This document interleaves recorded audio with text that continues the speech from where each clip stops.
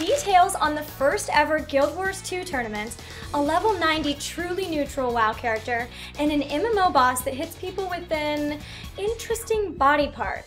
Hey guys, I'm your new host Gillyweed with MMO Play, and I'm bringing you all that and more this week on MMO News.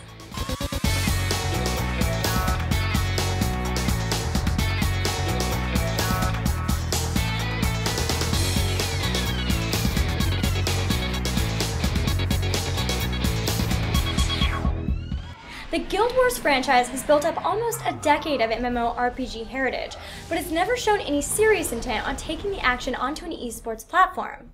Things are about to change though, as Gamescom has just announced that they'll be hosting the first ever all-star Guild Wars 2 tournament at this year's convention in Cologne. Gamescom will be flying out players from all over the world to participate in the tournament. No news yet on who will be taking part in it, but attention has turned to the Guild Wars 2 PvP leaderboards as players speculate who the first batch of MMO champions could be. If you won't be making it out to Germany in August, don't worry. The tournament is being hosted in partnership with Twitch, so there'll undoubtedly be plenty of live stream coverage. If you do plan on heading to Gamescom this year, be sure to check out the Twitch booth, where there'll be plenty of MMO commotion for fans to take part in. Also in Guild Wars 2 news, ArenaNet released a trailer teasing Season 2 for the game on Tuesday. Season 2 is set to begin on July 1st with the gates of Maguma, and from what we can see from the trailer, players will still be adventuring alongside the NPCs they've grown to love.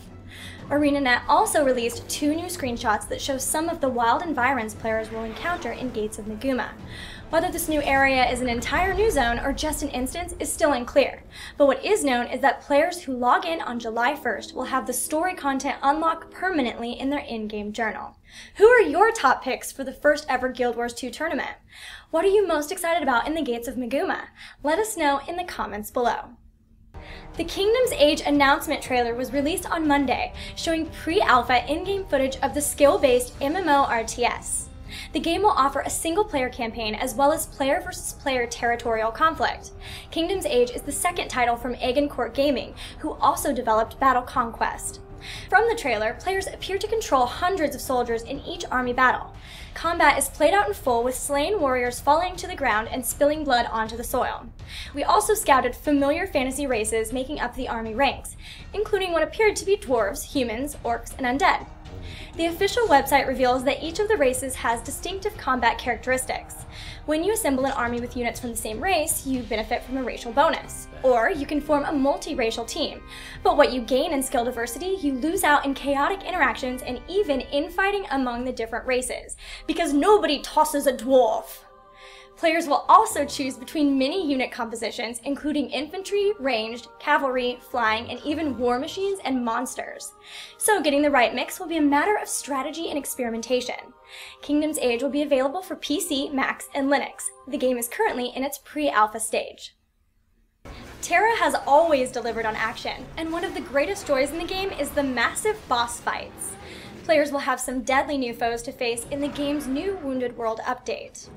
As part of this update, there will be 4 Wounded World dungeons for Tera players to venture into: the Abscess, the Gillyweed, Lacan's Prison, and Rift's Edge.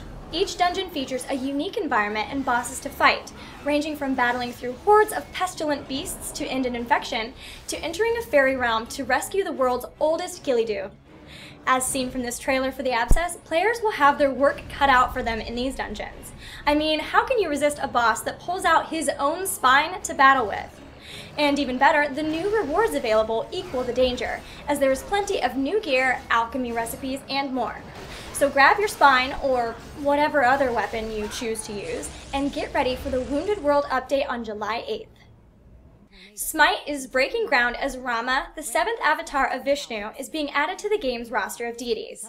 For those who haven't played SMITE, gamers fight in epic MOBA battles using these deities, many of which are well known to Western players as they're drawn from Greek, Norse, and Egyptian mythologies. Now, the first ever Hindu god is coming as Rama joins the game. Rama is known as the perfect man, being the embodiment of perfection in the physical human form. In Hindu lore, Rama is an incarnation of Vishnu, the supreme god who is the creator and destroyer of all existence. Rama was a prince and a king who defeated Ravan, the demon king. Rama's wife was Sita, the embodiment of perfect womanhood, and their love story is one of the greatest ever told. In SMITE, Rama is seeking to free his wife from the clutches of Ravan. In the SMITE MMO, Rama uses his bow to conquer his enemies. His passive ability is his astral quiver, which generates astral arrows that are used in his attacks. Every base attack that he lands reduces the time needed to generate another astral arrow. His ultimate attack is the astral barrage, whereupon he launches himself into the air and fires 3 arrows. Each successive arrow does more damage than the previous one, but the AoE of that arrow is reduced as well. Other additions to SMITE include new ward skins and player icons, updated cards, HUD customization, new items, and general updates. There are also 2 new skins, including the Ramerica, where Ra gets an Old Glory makeover just in time for the 4th of July. Square Enix teased dire times ahead on Tuesday with the release of a trailer for the newest Final Fantasy XIV patch. But worry not, patch 2.3, Defenders of Eorzea, will see heroes rising up to the challenge when it releases on July 8th. This is a packed update led by the arrival of Rama, not as the allied summon you've come to know him as in the Final Fantasy series, but as a terrifying threat to the free online RPG. As the patch name suggests, Eorzean heroes will be fighting to protect everything they hold dear. Prepare to take on new dungeons such as hard versions of Stone Vigil and Tera Deepcroft, as well as the phantasmagorical Circus Tower. Once you're done battling for the day, you can also retire to your new and personally decorated private chambers, or raise your own chocobo by running it through obstacle courses and feeding it. Meanwhile, crafters expand their item creation options through the release of new recipes and activation of the desynthesis process. Which of these new features are you most excited to try out? Let us know in the comments below. In what could be the most extreme case of Zen pacifism, a committedly neutral World of Warcraft fan has hit the level cap without ever leaving the starting zone.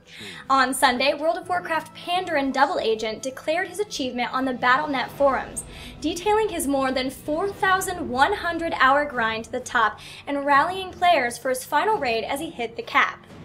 Like many MMORPGs, World of Warcraft starts you in a training zone, which gives you everything you need to grasp the basics before moving on to bigger, better things with your selected faction. In WoW lore, the Pandarin race does not pick a side in the Horde versus Alliance war. To mirror that, Pandarin players begin as neutral, remaining so until you complete your training, at which point you leave the Wandering Isle starting zone in order to aid your chosen faction. Double Agent wanted to test the system's patience and chose not to select a faction. He remained on the Wandering Isle after considering neutral to be a faction of its own, one that most other players abandon.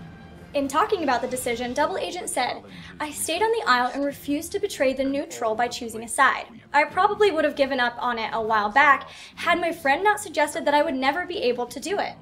But now I will be able to say I have a 90 max level of every faction." And finally, here's your 5 in 1, where I give you 5 MMO stories, each packed into one sentence. Riot Games announced the 2014 League of Legends World Finals will be held in Seoul, South Korea in October, with group stages in Taipei and Singapore, and the quarterfinals in Busan, South Korea. Tokyo-based company Nexon is currently pressing charges against 3 students who, according to Nexon, used and distributed cheats for the Sudden Attack MMO FPS. Although still considered incomplete by the developers, the long-awaited PlanetSide 2 content Hossen is now available to explore, complete with an infantry-centric swampland designed to weed out heavy ground forces and even most air-to-air combat. French developer Gamescom Games recently announced plans to make a subscription-free, limitless Wakfu that will launch at the end of July. If you're a fan of Cartoon Network's Adventure Time cartoon, it's time to start kicking butt with your favorite characters in the new Adventure Time Battle Party browser-based game, which was launched in the US on Monday. Well guys, that's it for this week's MMO update, so thanks so much for watching. Don't forget to like, follow, and subscribe for all the latest information, contests, and more. I'm Gillyweed, and I will see you next week, but until then, I'll see you in game.